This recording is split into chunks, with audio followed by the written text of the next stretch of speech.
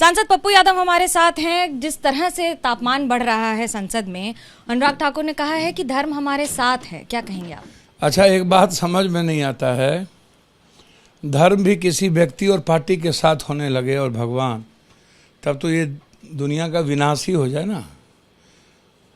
एक दूसरी चीज़, जब जब पॉलिटिकल पार्टी की सत्ता, सियासत, पाप, कुकर्म और पॉलिटिशियन की साख खत्म होने लगती है, तब तब ये भगवान को खतरे में डाल देते हैं, धर्म को, जात को, राष्ट्र को खतरे में डाल देते हैं। और जब भगवान भी खतरे में पड़ जाए तब तो फिर दुनिया ही मिट जाएगी। लेकिन धर्म की राजनीति का आरोप तो कांग्रेस पर लगता है ना कि भाई तुष्टीकरण कर रहे हैं। मैं क्या कह रहा हूँ, मैं बात धर्म की कर रहा हूँ, मैं भगवान की बात कर रहा हूँ।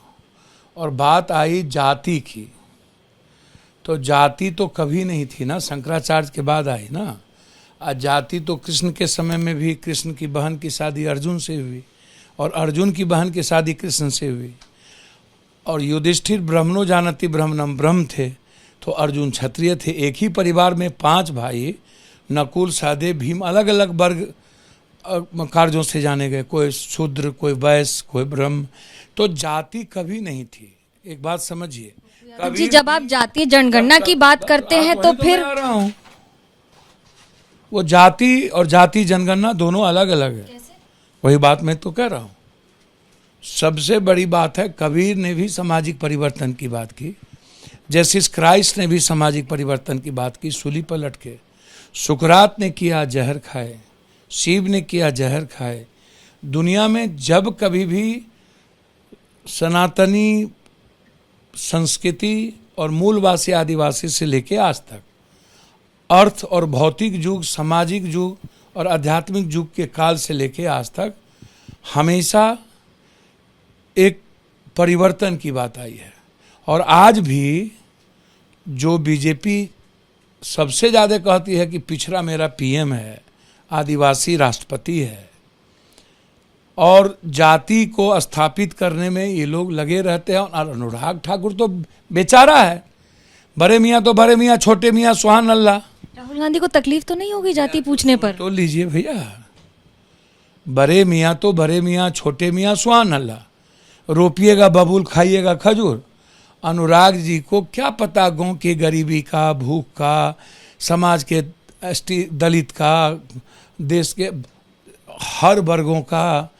वो तो गणेश परिक्रमा और खुश करने में आका को लगे रहेंगे, क्योंकि उनकी सारी राजनीति की दुकान बंद हो गई है।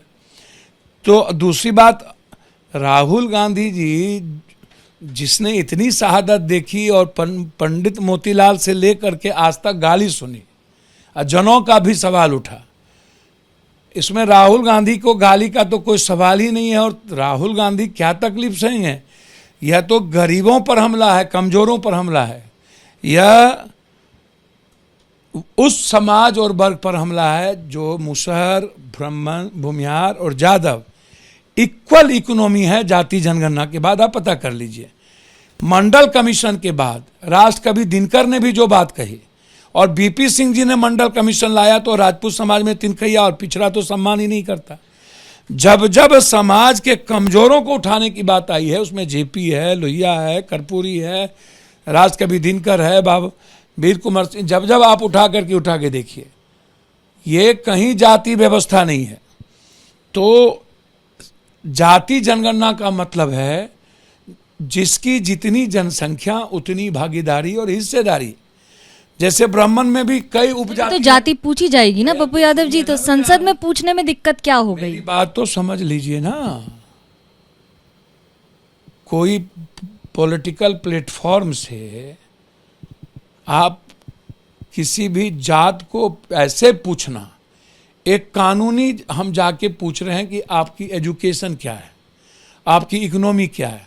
जाति जनगणना में 99% लोगों के पास लैपटॉप और कंप्यूटर नहीं है, 96% लोगों के पास वकील नहीं है, 82% लोगों के पास 1 बीघा से नीचे जमीन है, 9% लोगों के पास 1 डिसमिल जमीन नहीं है। एजुकेशन रेट दलित, ST SC अत्यंत पिछड़ों का 1.3% नहीं है, नौकरी 0.9 नहीं है, घर 78% लोगों के पास फूस और टीन का घर है। तो जो परिस्थितियां हैं, और जब बात आती है कि इस देश में मंडल कमीशन के पहले भी और बाद भी चाहे पिछड़ा में जादव और कुर्मी को मौका मिला भरने का, उन्होंने कई ऐसे पिछड़े और अत्यंत पिछड़े हैं जिसको मौका नहीं मिला, तो ये सवाल तो खड़ा होगा ना।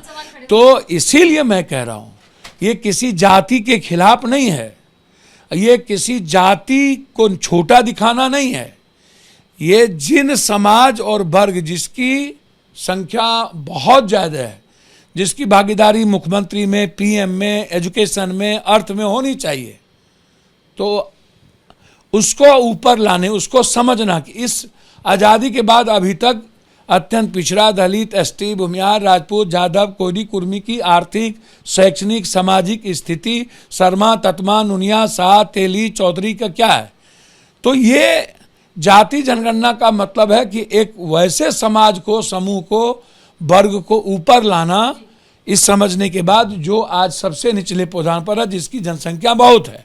तो ये बिल्कुल क्लियर है और ये हो के रहेगा मैडम, इसको कोई नहीं रोक सकता।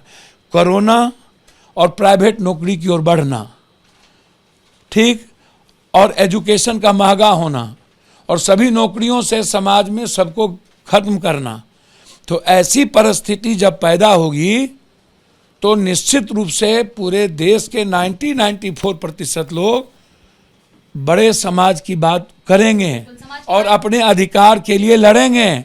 और ऐसी परंपरा जो संविधान में कभी नहीं हुई, सदन की मर्यादा पर ठेस पहुंचती है। बहुत बड़ी बात और आरोप भी उसके साथ। कैमरा पर्सन आशीष सक्सेना के साथ मनोज्ञा लोईवाल, दिल्ली, एबीपी न्यूज।